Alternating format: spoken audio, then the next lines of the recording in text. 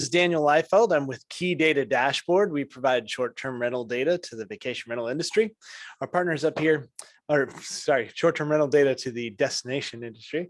Our partners here, Ted from Zydeco and Marlise from Visit North Carolina, are going to talk you through our insights to outcomes, and excited to share with you a whole bunch of information on how to tell better stories. All right, thanks very much. Hey, everybody. I'm Ted. There we go. Okay, Ted, my chief marketing officer is Zydeco. Can you not hear me? Paul back here. I can't hear. You'll have to speak into the microphone. There's 12 people. Paul, you could come up front. There. How's this, Berkeley? You good? Okay, is that good? Can you hear us better there? Okay, cool. We're going to point to a bunch of stuff, so we'll just use this little guy when we do that. All right. Today we're going to talk about insights to outcomes. I'm trying to do this. You're still doing things. No, sorry. Yes, I'm just sharing the screen. We good? There we go. All right, cool. Oh. There, we're good. We're good. There we go. Marlise and I were talking about this. We're good.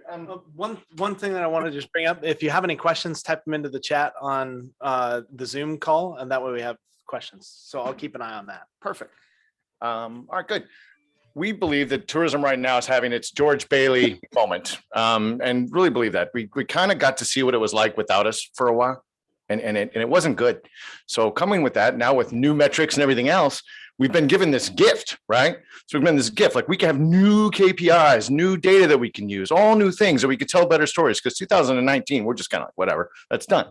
To that point, we believe that we can use this data to tell a much better story now than we've ever told in the past. All right. We've got spend data. We've got geolocation data. We've got event data. We've got all these different tools that we can tell better stories. And we're going to share with you a bunch of those stories today.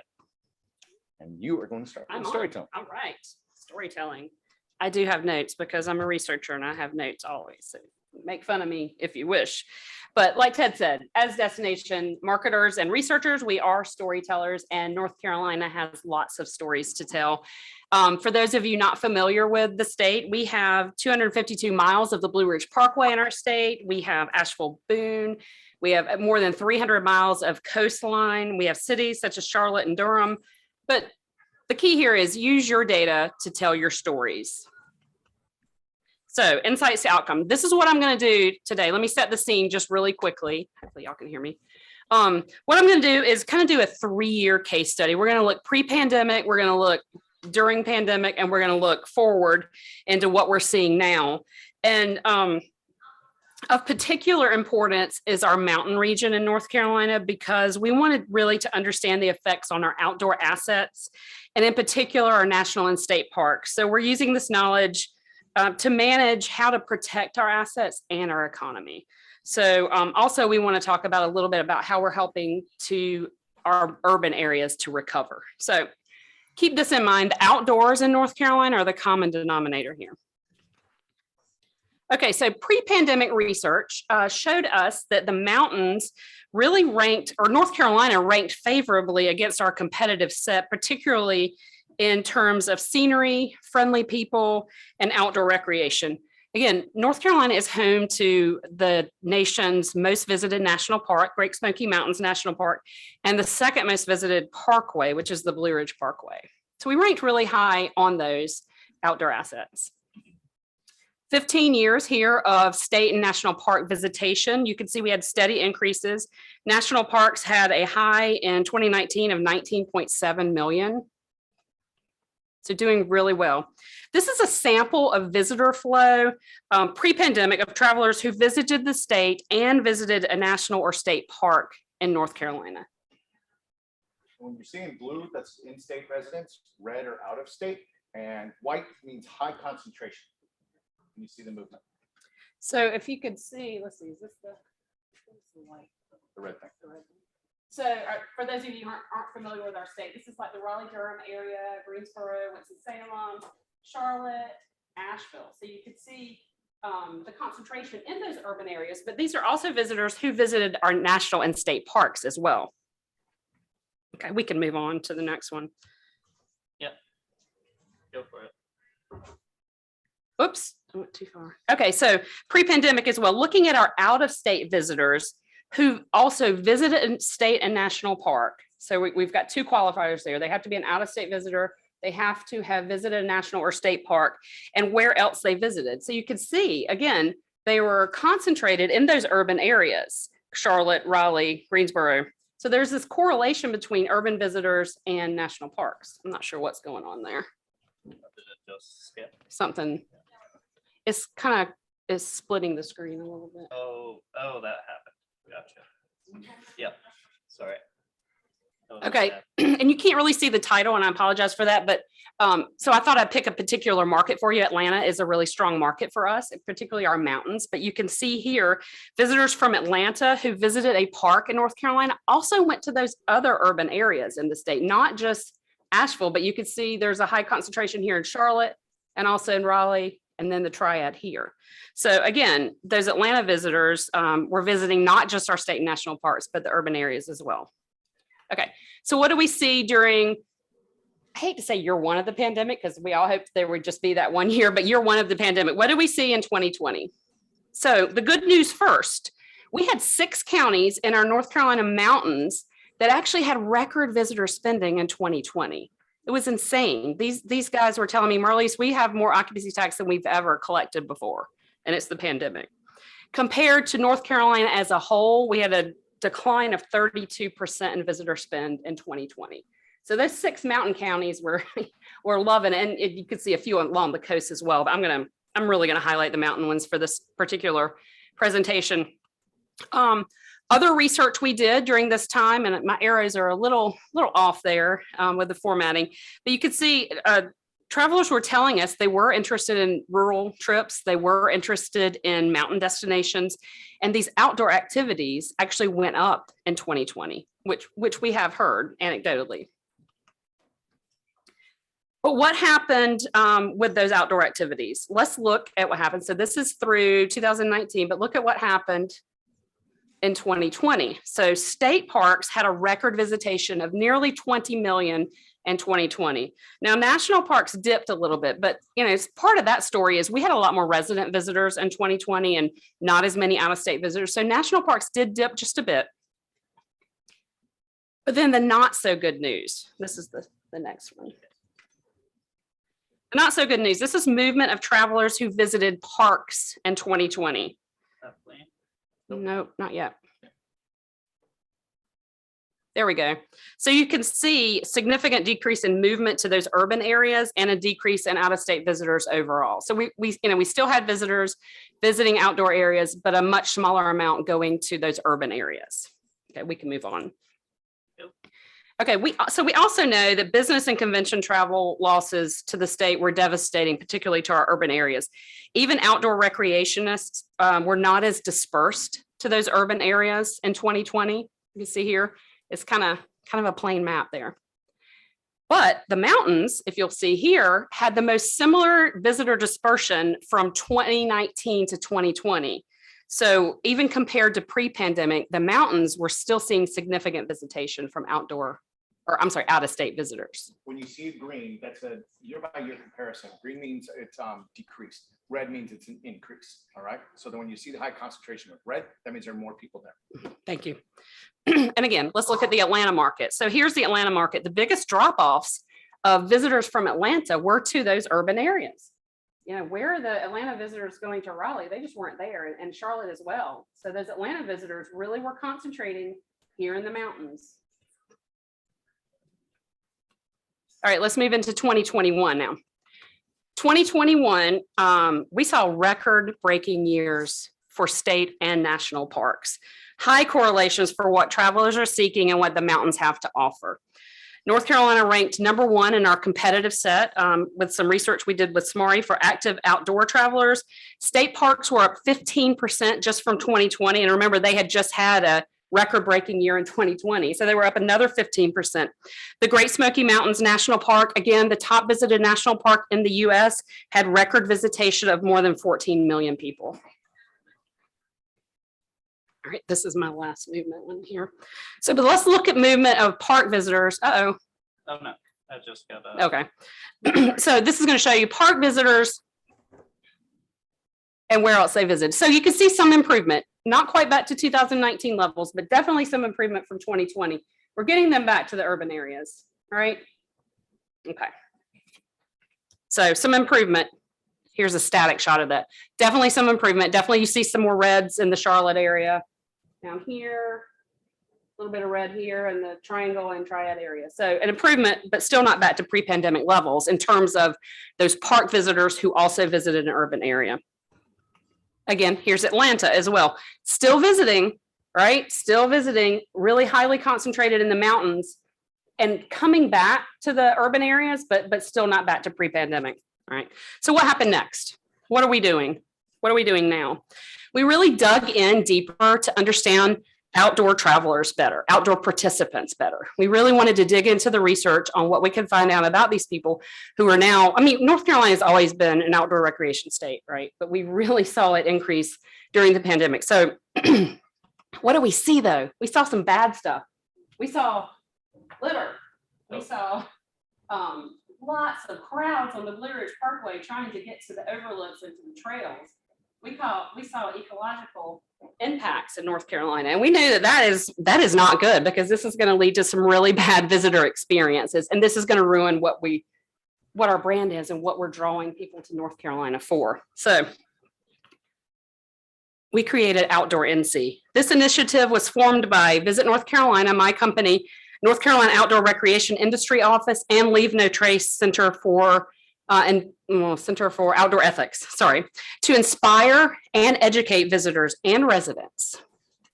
So this is a statewide initiative. It's not focused just on the mountains. It's not focused just on the coast. We have outdoor activities throughout the state, even in our urban areas. So this initiative, again, focuses on our outdoor activities, our 320 some miles of shoreline, our 200 and some miles of Blue Ridge Parkway, our 41 state parks, our 14 national park units. We really are a perfect fit for this initiative. These are some of the specific principles. I won't go too much into those because I know we're really on a tight time frame, but if you're interested in it, please let me know and I can tell you a little bit more about it. We also offer a toolkit to participants.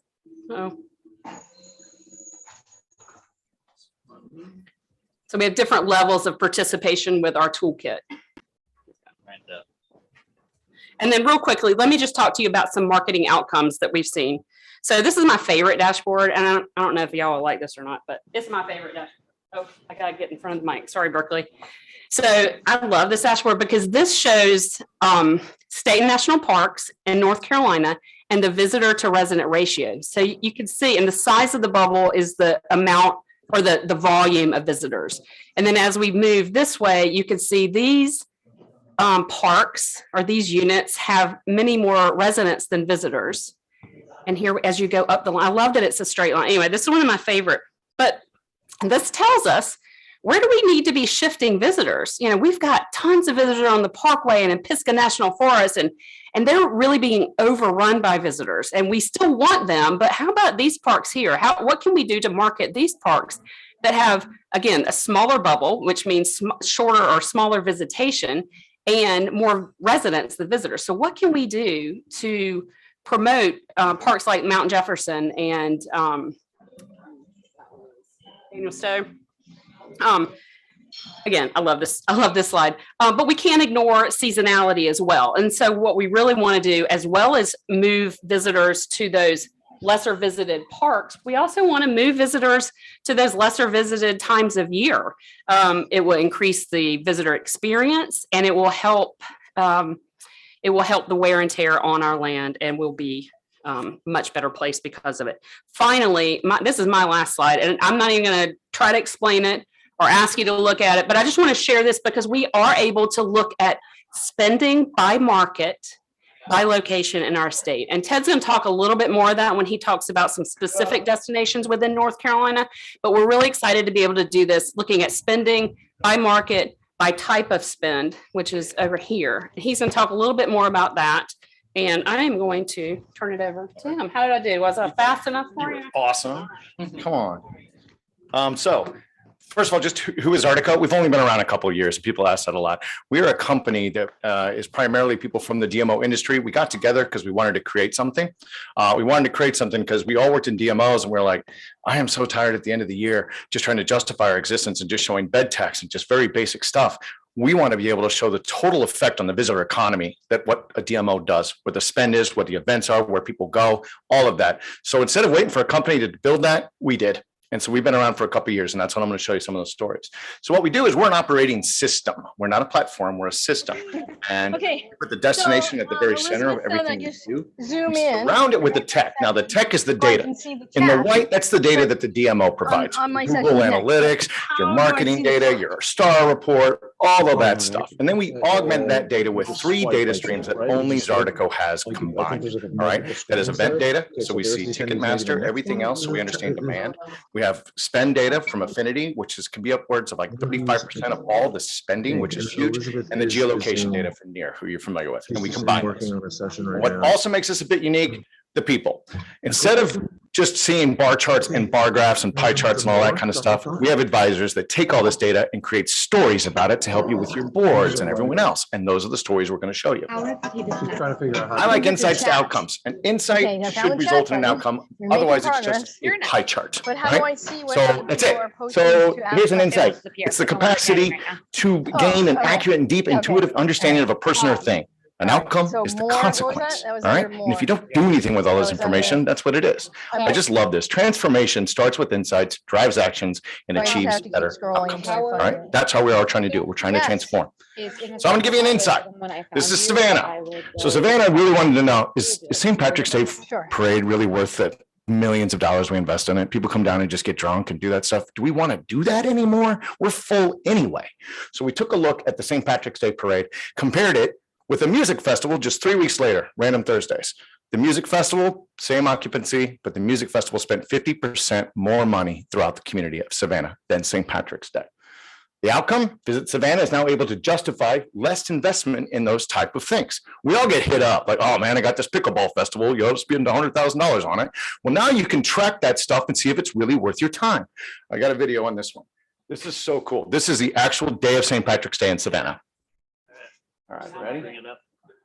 Check it out. So you see the red, so if you can hit play. Should be playing. No? Nope, All right. It's, it is. it's not, but. According to the It- this laptop. That's all right. Okay, well, you'll see it's in downtown. I'm gonna go ahead and say this in Berkeley. I'll talk about, oh, there we go. Actually, now for us. Here we go, here we go. Oh, no. Ah, See it? VLC, you failed me. They went downtown, you saw the parade route where they went, and after that, everyone was kind of drunk and people went home. All right, so there we go, see there. See, they're waking up, you see the here's the parade route. See them all on the parade route, okay? This is dinner time, right here, it's 8 o'clock. So people partying downtown, hey, we're having a good time, give me a beer, all right, cool. Oh, no, go Dolly. So 8 o'clock, that prime opportunity for economic impact. Take a look at this next one.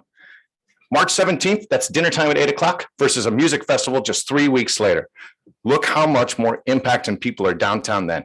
50% more spend at restaurants then. So now Savannah has that data to make that case moving forward. Really cool stuff. All right, here's a simple one. Stockton, I like this. Stockton, we found out that a majority of the visitors to Stockton went to the university. Elephant in the room, they went to the university. But the parents that went to there did not go to the downtown restaurants. They went to the Outbacks and the Targets and all that other stuff on the highway. So now they partner with the university and do incentives to get people to go downtown. My advice, partner with universities more. They love it. They want to help. They actually want to recruit and have a better experience for parents. So do that. Lake Charles. Lake Charles is a gaming community. They had an opportunity to get a youth baseball tournament. They got it. They're like, you know what? Let's do it. Let's see what we learned from Lake Charles, from this baseball tournament. Found out that the people of the baseball tournament went to 2.5 more places. They went to more, they went and spent money. They did everything. All right. So to that, they took that information to their board and they got the support of the community to actually increase the tournament 50% more and 50% more teams. They're actually now looking to building a stadium downtown to actually really have baseball in the city. Great way to use data. Last one. Salt Lake City. So visitors to Salt Lake, their convention center district was the hardest hit in the country. All right. The state had never spent a dime on marketing a city, always Moab, outside, outdoors. They made the case and said, people that come to our convention center go out more, drink more, spend more money, do that. And at the end of their trip, they go out to the valley and go camping, hiking, skiing, and all that. They're very valuable. The state agreed. They moved $2 million over and used it on incentives. And it's the very first time ever the state is now marketing a convention center district. That's an outcome. So now I like this little thing. My marketing coordinator did that. She was really proud. I want to give some examples of actual communities in North Carolina and what they did. So Cabarrus County, home of racing. Everybody know that? That's where the NASCAR is. So not only NASCAR, they decided to do something else. Just last year, they built a baseball stadium for minor league. All right. And it was actually doing really well. It's getting like 4,000 to 5,000 visitors there. But they wanted to find out, where do these people go? All right. So let's take a look at these people that go to our minor league games. We picked one day right there. April something, 25th. That was a game day.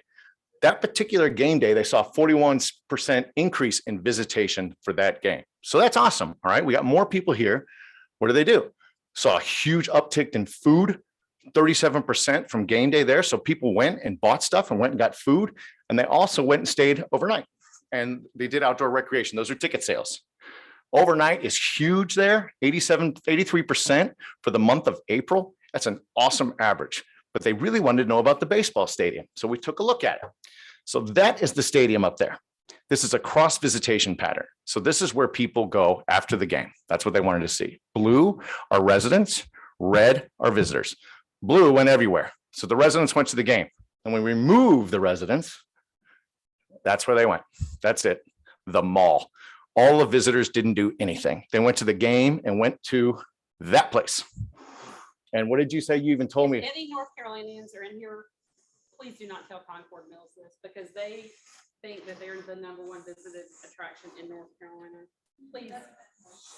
So some They names. may be in Concord, but not in the state, but they think they are in the whole state. We see that as an opportunity. Now you know that. Like, all right, how can we get people to do that? No, that can't be right. Yeah, I was like, Ted. it's right. That's what it shows. It's what it shows. So that's it. So we see the residents and then the visitors. So the insight, doing that. So what would you do, Marlise, now that you know that? Look, our job is to promote the whole state of North Carolina. Outdoor activities are everywhere in the state. I would use this data to promote the outdoor activities in the urban areas. That gets people back to the urban areas. It keeps people doing things that they feel safe doing, they feel comfortable doing, that are healthy for them. And there are so many beautiful parks and outdoor assets in the urban areas as well. So that's what I would do. So Perfect. close to Charlotte, there's a lot of things to do outside in that area. So we're going to do this for each one, just showing how a state would work with their other DMOs using combined data like this. All right. So let's take a look at this one. This is, and I know Stacy will know this one too. So Jackson County, just west of Asheville, small county, got some new money, got a new director who was thinking of like fishing somewhere else, like what, I don't want to use my same markets. I want to spend some money in some different markets. Let's take a look at some of these markets. All right. So we took a look, and from 2019 and 2021, these are their top 10 markets. They didn't change much. All right. Charlotte's right up there. Atlanta's right up there. Look at Raleigh. Raleigh's number 4. They have not spent that much money in Raleigh. It's like, that could be a potentially good market. Let's take a look at how much people from Raleigh spend. Boom. Number 2. So they're spending a ton. They actually spend more money than the people from Charlotte. All right. But not as much from Atlanta. So why don't we move some money into Raleigh? Let's take a closer look and see what they're actually spending money on. Let's take a look at this chart. Blue is accommodations. Yellow is food. That's what you want. Green is transport. They were spending all the money on gas. All right. It's not much money on gas. It's a 4.5-hour drive from Raleigh to the Jackson County. They're pulling over filling up gas, $90 a tank. So I would not spend money on them. That's what they did. So this is a different way of looking at that data to tell a better story. All right. So knowing that visitors from Raleigh are second highest thing, but they spend money on gas, what would you do, Marlise? Look, we're looking at market spend as well. Are these where my Yep. Atlanta slides Yep. are? So let's look at Atlanta really fast. I know this is a crazy slide, but this is Atlanta visitors and what they spend by day. They're still spending in North Carolina over those are the 3 years. But where are they spending?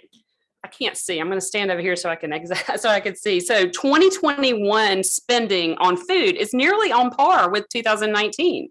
So that we're about there from Atlanta visitors spending on food. And accommodations is nearly there as well. Let's see if I can highlight that. See, accommodations is getting close. Food is there.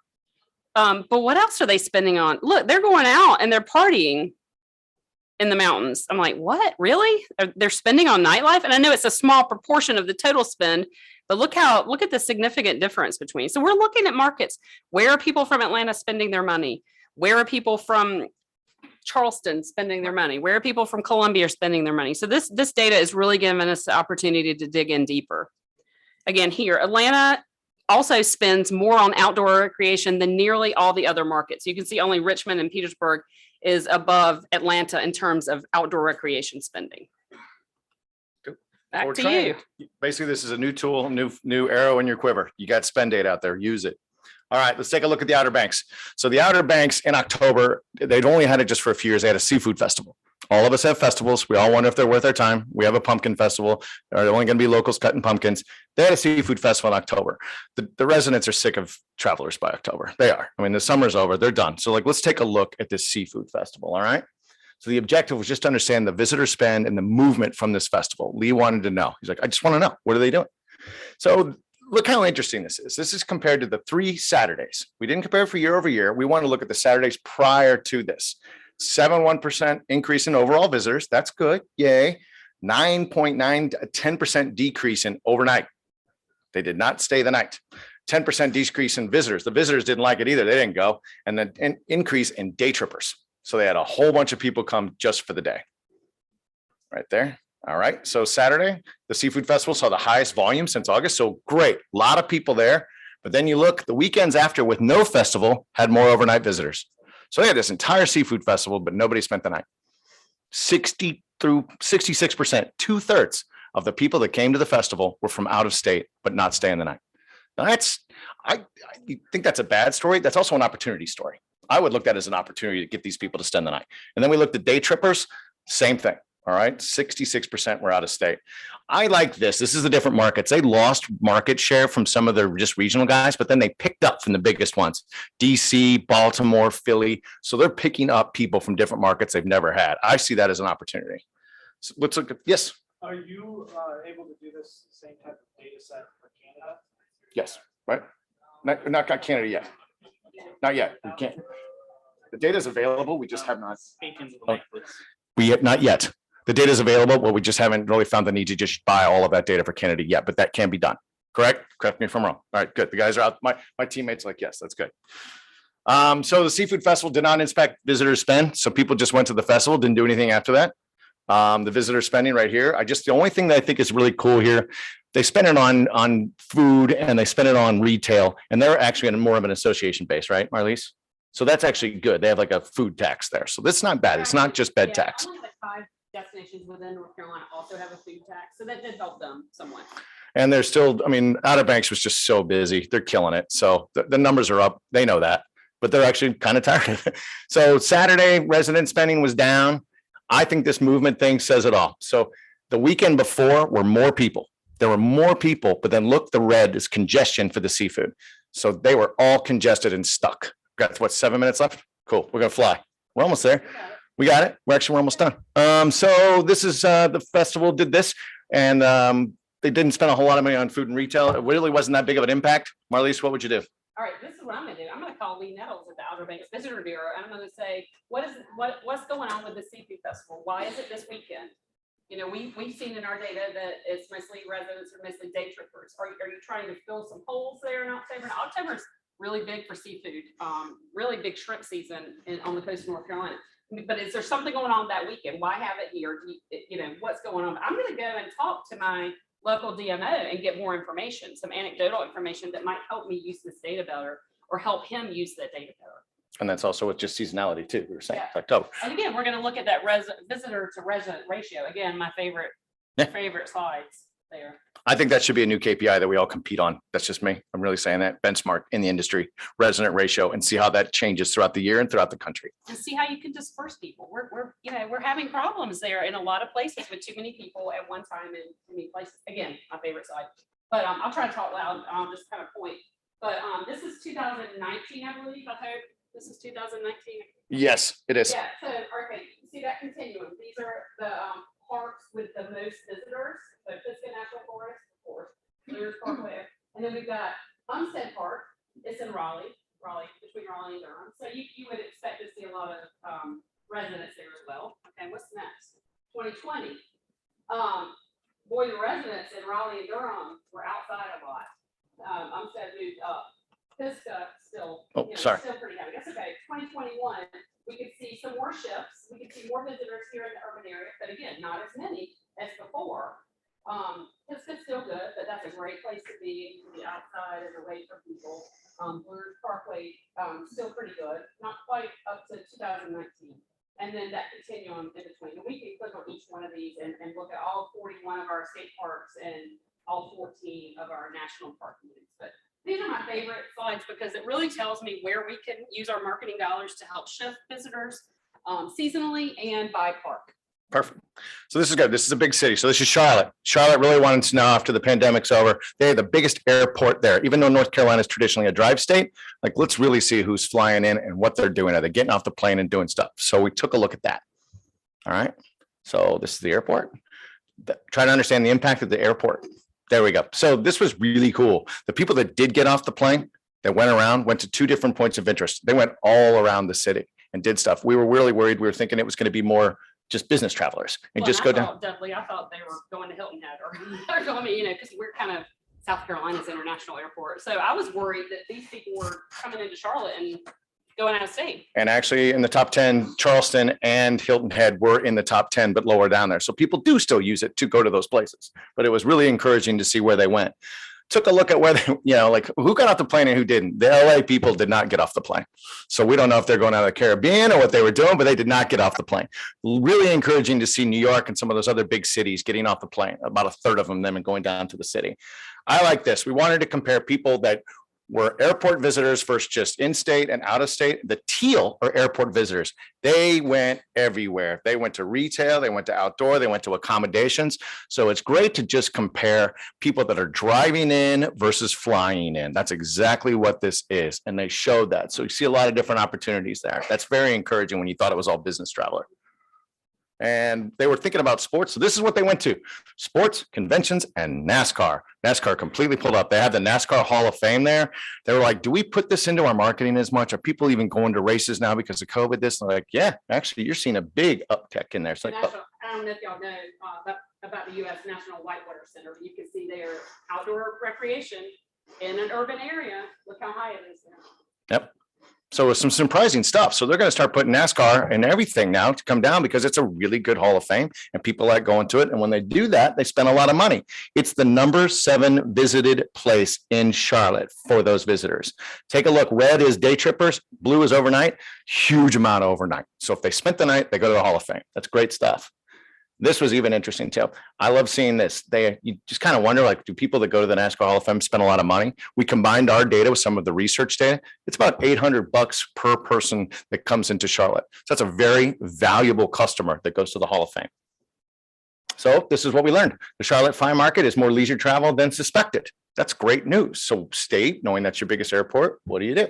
Well, we're working right now with Smari to look at new markets for North Carolina. And so I think this kind of data is really going to help us understand which markets are more valuable to us for certain parts of the state. So I'm really excited about digging in more into those different destinations. This is this slide was, sorry. This is just visitor distribution. Yeah, so this is, again, I wanted to come back to that urban story. We really know that our urban areas have struggled. And so this is 2019. This is out-of-state visitors that visited an urban area in the state. Okay, so you can see, again, Raleigh, Charlotte, Triad, 2020. Still out-of-state visitors visiting. 2021. Still not quite that. You can see a little bit more red. So we're getting there, but we are not back to pre-pandemic levels in those urban areas. And that's why we really are focusing on this outdoor AC initiative and getting people outside to those lesser visited areas in different seasons where we can help those urban areas until business and convention travel recovers. I think that this is going to be, super exciting for us going forward. That's awesome. I actually really like seeing the airport. So we're going to finish up with 5 things we recommend doing right now. Number 1, closet move. You know, there's clothes are in your closet, you haven't worn in a year, you got to donate. That's what I have to do in my house anyway, every January 1. So if it's a data source that you haven't used in over a year, get rid of it. All right. If it's not helpful, get rid of it. This one's you. Oh, this is me. Okay. If it doesn't help the visitor experience, resident happiness, or organizational transformation, then don't use it. And so I always like to say, it might be interesting, but not relevant. And that's hard for me because I think a lot of data is really interesting, but if it's not going to help us move the needle forward, if it's not going to help in resident sentiment or in the visitor experience, maybe I should just look at it on my own time and be excited about that data and not really push the marketing team. Work with your universities and sports commissions. Every one of our clients has been working with them. They've been very appreciative, very accepting, and they want to work. University of Texas and Austin are working together because they're joining the SEC. That is like 7 new markets in the South that they've never spent money in. It's a great way to work with the university. And this one's you. Okay, let's tell our stakeholders and our legislators about these new insights. We've created a monthly report that we send to our executive director and our CEO every month with these new insights. These are monthly reports so they can understand how the tourism economy is going and where we're moving that needle. And the last one, focus on outcomes, not just results, not just pie graphs and bar charts. What did it do to your community? Did it really change? To get stuck into just reporting the results. I feel like I've done it for years, but what are we going to do with those results? How are we going to use those results to keep pushing forward, to keep helping our communities recover and be the best that we can be? And that was it, guys. That was a lot of information there.